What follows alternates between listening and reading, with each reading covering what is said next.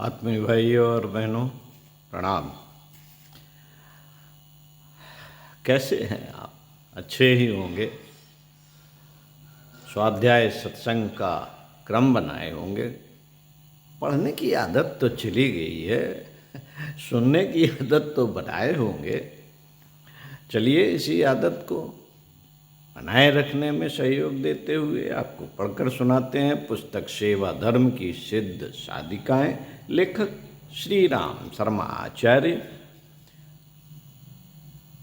पृष्ठ 53, नारी उत्थान को समर्पित साधिका, कमला देवी चट्टोपाध्याय। परिवार की परंपरा और समाज की रीत नीति के अनुरूप ही पिता ने अपनी बेटी का विवाह बड़े धूमधाम के साथ कर दिया। इसे अपने समाज का अभिशाप ही कहा जाना चाहिए कि साधारण परिवारों में कन्या का जन्म होते ही माँ बाप की निश्चिंतता, शांति और प्रगाढ़ निद्रा खो जाती है। वे घर का सब कुछ समेट कर ले जाने वाले पराये धन को लड़की को अपने पर, अपने परिवार पर और अपने कुटुंब पर भार समझकर ही ढोते हैं और तब तक भार की बोझलता का अनुभव करते हैं जब तक कि लड़की के हाथ पीले न हो गए हों। परंतु कमला देवी के अभिभावक इस तरह के नहीं थे। जिस समय से वह रह रहे थे उस समय की स्थिति को देखते हुए उन्हें साहसी, मनस्वी, सुदृढ़ मनोबल संपन्न जो कुछ भी कहा जाए थोड़ा है। उन्होंने अपनी बेटी का बड़े लाड़ प्यार से पालन पोषण किया था और उसी नाजो अंदाज के साथ उसका पाणी ग्रहण संस्कार भी करवा दिया। परनियत का विधान कि कमला देवी के भाग्य में इतनी जल्दी पति का सुख न लिखा था। विवाह के कुछ समय बाद ही कमला देवी के पति का देहांत हो गया। पत्नीत्व का अनुभव किए बिना ही कुमारी कमला देवी अकस्मात ही विधवा हो गई। पति क्या होता है, गृहस्थ क्या होता है, दंपत्ति के परस्पर क्या दायित्व होते हैं, उनका अनुभव भी नहीं किया था कि उनके माथे से सिंदूर पुछ गया। पर माता पिता के लिए तो एक समस्या उत्पन्न हो ही गई। कमला देवी एक विचारशील युवती थी। घर वालों को इस अनभ्र वज्रपात पर जब बार बार यह कहते हुए संतोष करते देखा कि अब जो हो गया सो हो गया, विधाता को यही मंजूर था और साथ ही चिंता थी कि कमला का क्या होगा। कमला का क्या होगा तो कमला विचार करने लगी। कुछ समय तक गहन विचार मंथन करते रहने के बाद कमला ने अपने माता पिता को यूं समझाया, विधवा होना तो विधाता का विधान है पिताजी, और विधाता का विधान कभी झूठ नहीं हो सकता। मुझ पर और आप पर जो विपत्ति आई है वह निश्चित ही अमंगलकारी है, पर मैं उससे भी शुभ और शिव का, उसमें भी शुभ और शिव का दर्शन करती हूं। सो कैसे बेटी? ऐसे कि मुझे अपने पैरों पर खड़ा होने का अवसर मिलेगा। कमला ने निश्चय व्यक्त किया। माता पिता को जैसे विश्वास ही नहीं आ रहा था कि, और विश्वास किसी क्षण उभरता भी तो उन्हें अमंगल ही दिखाई देता। कितना निष्ठुर है समाज, कितना निष्ठुर है समाज। विवाहित स्त्रियों को भी मनचले लोग खा जाने वाली भूखी नजरों से देखते हैं। तो युवती, कन्या को कौन नहीं अपनी वासना का ग्रास बनाने के लिए भूखे शेर की तरह टूटेगा। विधवा युवती और उस पर भी सुंदर कन्या, कौन जाने हृदय से वह भी पतित न हो जाए और कुल की इज्जत पर कालिमा पोत दे। परंतु तुम अपने पैरों पर किस प्रकार खड़ी होगी। पिता के इन शब्दों में अनिश्चित भविष्य की कल्पना व्यक्त हो पड़ी।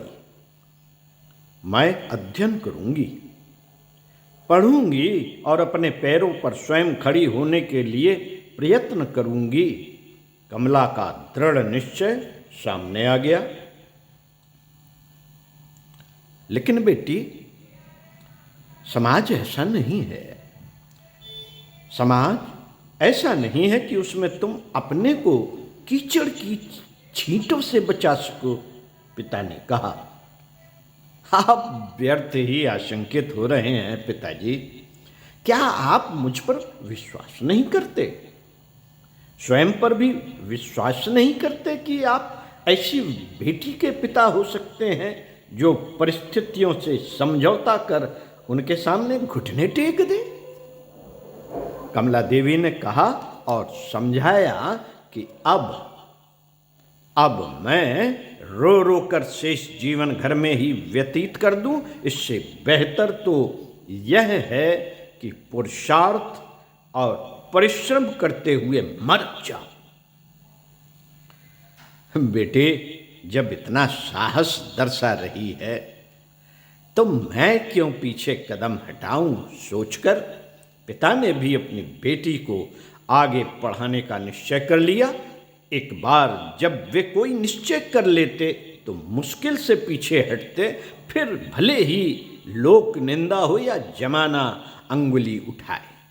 कमला देवी ने गृहिणी और विधवा का बाना छोड़ा और छात्रा का वेश धारण किया। कॉलेज के छात्राओं में घुलने मिलने के लिए उन्होंने सारी मायूसी को कूड़े के ढेर में डाल दिया। लोगों को तो इससे कोई लेना देना नहीं था कि कमला देवी किस उद्देश्य के लिए पढ़ रही है। वे तो केवल अब उनका हंसना बोलना और अच्छे कपड़ा पहनना ही देखते थे, और वह भी कोई अच्छी दृष्टि से नहीं, इसलिए कि कमला और उसके परिवार वालों पर अंगुली उठाई जाए, उन्हें नीचा दिखाया जाए। समाज में उन दिनों विधवाओं की बड़ी दयनीय दुर्दशा थी। उन दिनों विधवा स्त्री को निष्प्राण और निरानंद ही जीना पड़ता था। ना अच्छा खाना, न ठीक ढंग का पहनना, यहाँ तक कि उसकी हंसी, उसकी बोलचाल और उसकी बातचीत पर भी समाज का प्रतिबंध था। कमला देवी ने इन सब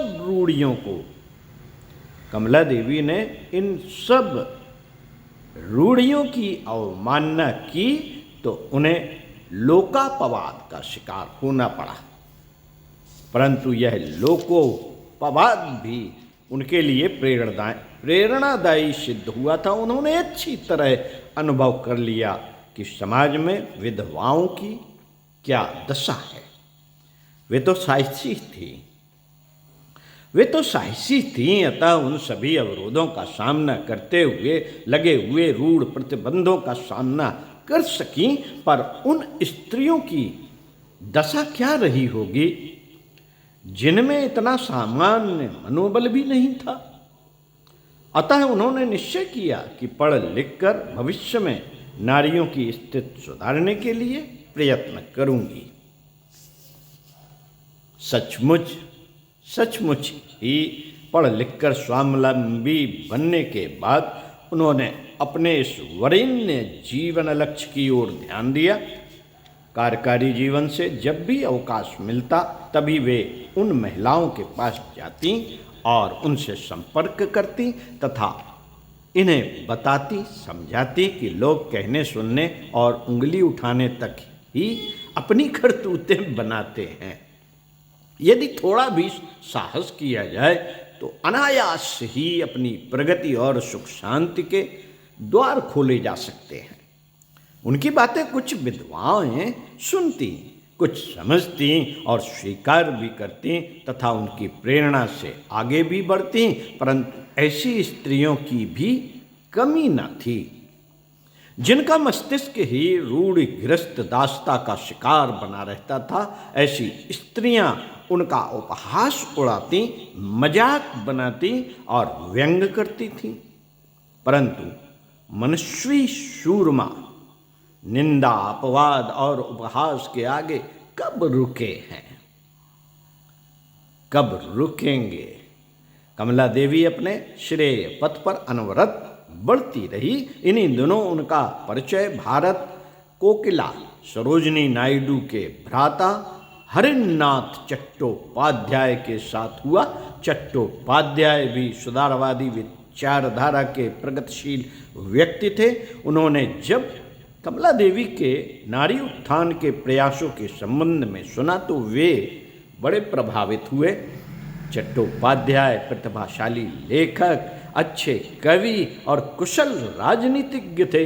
उनका लक्ष्य भी प्रगतिशील विचारों, आदर्शों और परंपराओं का समाज में प्रचलन करना था और वे भी भक्ति पर अपनी लेखनी, वाणी और प्रतिभा के बल पर इस दिशा में कार्य कर रहे थे। दोनों के लक्ष्यों में एक सीमा तक समानता थी, अतः उन्होंने एक दूसरे को अपना अच्छा साथी समझा और ध्येय की समानता के आधार पर एक दूसरे को अपना सहधर्मी बनाने के लिए विकल हो उठे। कमला देवी भी हरेंद्रनाथ से प्रभावित थीं और हृदय से चाहती थीं कि उन्हें यह प्रतिभा अपने जीवन साथी के रूप में मिले। कुछ दिनों के साथ ने ही दोनों को उस बिंदु पर पहुंचा दिया जहां वे अपने हृदय की भावनाओं को साकार आकांक्षा बना सकें। कमला देवी ने जब हरीन्द्रनाथ के साथ विवाह का निर्णय लिया तो परिवार के सदस्यों से लेकर स्वजन संबंधियों और रिश्तेदारों तक की नाराजगी का सामना करना पड़ा। निकट के हित चिंतकों ने उन्हें समझाया कि तुम एक पापपूर्ण कदम उठा रही हो। कमला देवी ने उत्तर में कहा कि मैं अपने वैयक्तिक सुख के लिए विवाह नहीं कर रही, अपितु समाज की इस रूढ़िग्रस्त स्थिति को हटाने के लिए ही विवाह कर रही हूं कि विधवा स्त्रियों को अपने सुख दुख की चिंता करने का अधिकार ही नहीं है। यह कहाँ का नियम है, यह कहाँ का न्याय है कि विधुर पुरुष तो विवाह कर सकते हैं और विधवा स्त्रियां पुनर्विवाह नहीं कर सकती। कमला देवी ने अपने विवाह का प्रायोजन समाज सेवा के लक्ष्य की ओर बढ़ने के लिए एक और सहयोगी प्राप्त होने का भी बताया। विवाह के बाद उनके कार्य क्षेत्र की परिधि बढ़ गई। पहले नारी उत्थान ही उनका लक्ष्य था, अब नारी उत्थान बढ़कर समाज का उत्कर्ष भी बन गया। परिवार और पति का दायित्व तो संभाला ही, आपत्ति धर्म के रूप में लड़े जा रहे स्वाधीनता संग्राम में भी उन्होंने सक्रिय भाग लेना आरंभ किया। जब वे स्वतंत्रता संग्राम में कूदी तो पूर्ववत ही पूर्व प्रकार के शुभ चिंतकों ने समझाया कि आप गृहिणी हैं, पूरे परिवार का उत्तरदायित्व आप पर है। इस सार्वजनिक क्षेत्र में आकर आपका पूरा परिवार ही लड़खड़ा जाएगा। कमला देवी का कहना था, सारा देश ही तो मेरा घर है, मेरा घर तो उसका एक छोटा अंग है। जीवन को इस छोटे से अंग के लिए खपा डालना अपनी आत्मा के साथ, परमात्मा के साथ विश्वासघात है और ऐसा विश्वासघात मुझसे नहीं हो सकता। सचमुच ही सारा देश उनका घर था और सभी देशवासी उसमें रहने वाला परिवार इस निष्ठा के बल पर उनमें अपरिमित उत्साह उत्पन्न हो गया। उत्साह और निष्ठा के बल पर वे निरंतर आगे बढ़ती रहीं और लोकप्रिय संस्था कांग्रेस की वरिष्ठ सदस्य बनती चली गई। स्वराज्य आंदोलन के अंतर्गत चलाए जाने वाले आंदोलनों में वे पूरी सक्रियता से, निर्भयता और साहसपूर्वक भाग लेती थीं। जनता पर इनके असाधारण व्यक्तित्व का असामान्य प्रभाव पड़ता था। घटना उन दिनों की है मित्रों, घटना उन दिनों की है जब राष्ट्रपिता बापू ने नमक कानून तोड़कर नमक बनाने का आह्वान किया था। ब्रिटिश काल में नमक पर भी पाबंदी लगी थी। इस पाबंदी को तोड़कर गांधी जी ने सत्याग्रह का एक प्रयोग किया था। श्रीमती चट्टोपाध्याय ने भी नमक सत्याग्रह में बढ़ चढ़कर भाग लिया। बताते हैं कि जब बम्बई के किसी इलाके में एक व्यक्ति नमक खरीदने को तैयार नहीं हुआ तो श्रीमती चट्टोपाध्याय उस क्षेत्र में गई। साथ में उनके नमक की छोटी छोटी पुड़ियाँ भी थी। अपने प्रभावशाली व्यक्तित्व के आधार पर श्रीमती चट्टोपाध्याय ने कुछ ही देर के भीतर उस क्षेत्र में हजारों रुपयों का नमक बेच डाला। बाद में जब सत्याग्रही स्वयं सेवक पकड़े जाने लगे तो कमला देवी का भी नंबर आया और जैसे ही उन्हें पता चला कि सत्याग्रही गिरफ्तार किए जा रहे हैं तो वे तुरंत ही वहां से निकल गईं। लेकिन छुपे रहना अधिक समय तक संभव नहीं था। पुलिस ने उन्हें शीघ्र ही बंदी बना लिया और जब वे न्यायालय में उपस्थित की गईं तो देखा कि भारतीय न्यायाधीश अंग्रेजों का पक्ष लेकर अपने ही भाई बंधुओं पर कहर डाल रहा है। यह देखकर कमला देवी आपी से बाहर हो गई और भरी अदालत में ही उन्होंने न्यायाधीश को बड़ी बुरी तरह लताड़ा। उसके बदले उन्हें अतिरिक्त दंड भी मिला। जब वे पहली बार शिक्षों के अंदर पहुंची तो कुछ मित्रों ने कहा कि आपको यहाँ रहते एक अरसा बीत रहा है, फिर भी आपके शरीर पर न कोई प्रभाव है और न मन पर। आप तो बचपन से सुख सुविधाओं भरे वातावरण में पली हैं। इन परिस्थितियों में किस प्रकार प्रसन्न रह लेती हैं? इन प्रश्नों को सुनकर उन्होंने बड़े ही मृदु स्वरों में कहा, आपने अभी भारतीय महिला को पहचाना ही कहाँ है? वह अबला ही नहीं, दुर्गा और रणचंडी सी सबला भी है। सचमुच उत्साह, शौर्य और साहस के क्षेत्र में उनकी शानी नहीं थी और उनके शौर्य व साहस के कारण अंग्रेज सरकार भी घबराती थी। स्वतंत्र भारत में संसद सदस्य भी रहीं और उन्होंने स्वतंत्रता प्राप्ति के बाद नारी जागरण के लिए भी काम किया। अंतिम समय भी उन्होंने यही आकांक्षा व्यक्त की कि मैं भारतीय नारी को प्रगति के उच्च शिखर पर आरूढ़ देखना चाहती हूँ। ओम शांति। मिलते हैं अगले वीडियो में एक और सेवा धर्म की सिद्ध साधिका से। सुनते रहिए कुछ अच्छा और पढ़ते रहिए कुछ अच्छा।